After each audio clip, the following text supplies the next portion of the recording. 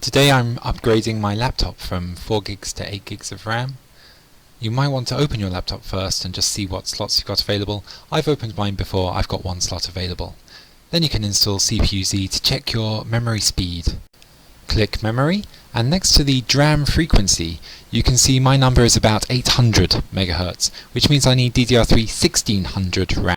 Laptops need a 204-pin SO-DIMM.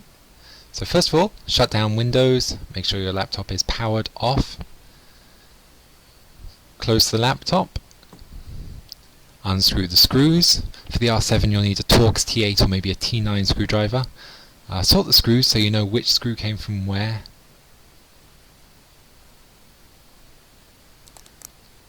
Then just pop the case off the laptop. There we can see the RAM slot I've got available.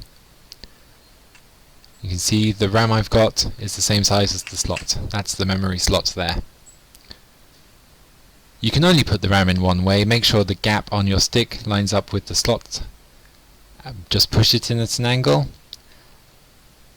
and then it will click down. Click, click. Grrr. Pop the case back on. Screw the screws back in. And then switch on and everything should work.